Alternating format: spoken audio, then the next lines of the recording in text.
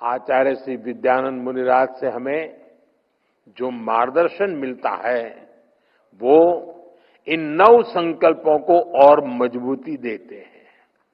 इसलिए आज इस अवसर पर मैं उन 9 संकल्पों को फिर से आपके साथ साझा करना चाहता हूं।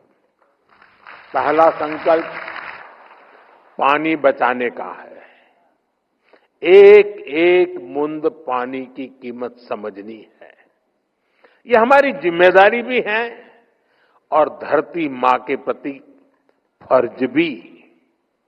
दूसरा संकल्प, एक पेड़ मां के नाम।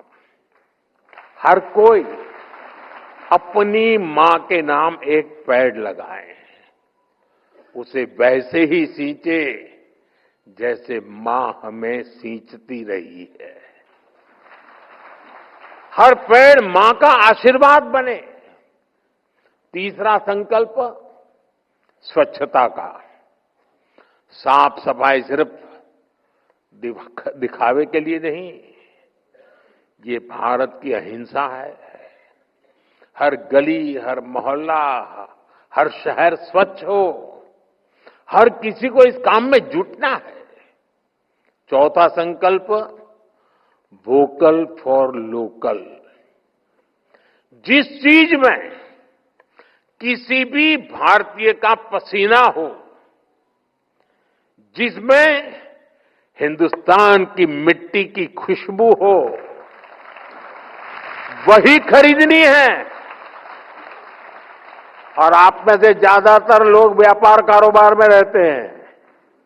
आपसे मेरी विशेष अपेक्षा है, अगर हम व्यापार में हैं तो हमें अपनों के बनाए सामान को ही प्राथमिकता से बेचना है। सिर्फ मुनाफा नहीं देखना है और दूसरों को भी प्रेरित करना है। पांचवा संकल्प देश का दर्शन। दुनिया देखनी है, जरूर देखिए, लेकिन अपने भारत को जानिए, समझिए, महसूस कीजिए। छठा संकल्प नेचुरल फार्मिंग अपनाने का। हमें धरती मां को जहर से मुक्त करना है। खेती को रसायनों से दूर ले जाना है। गांव-गांव में प्राकृतिक खेती की बात पहुंचानी है। ये हमारे पूज्य महाराज साहब जूते न पहने, इतने से बात नहीं चलेगी। हमें भी तो धरती मां की रक्षा करनी होगी।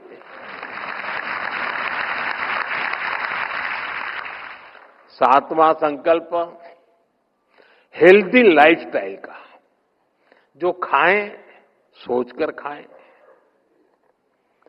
भारत की पारंपरिक थाली में श्री अन्न हो। हमें भोजन में कम से कम 10% तेल भी कम करना है।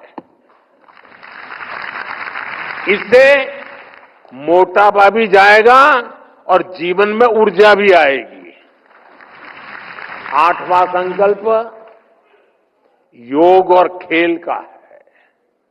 खेल और योग दोनों को दैनिक जीवन का हिस्सा बनाना है। नवा संकल्प गरीब की मदद करना। किसी गरीब की हैंड होल्डिंग करना, उसे गरीबी से निकलने में मदद करना, यही असली सेवा है। मुझे विश्वास है हम इन 9 संकल्पों पर काम करेंगे तो आचार्य श्री विद्यानंद जी मुनिराज जी को और उनकी शिक्षाओं को भी ज्यादा सशक्त करेंगे।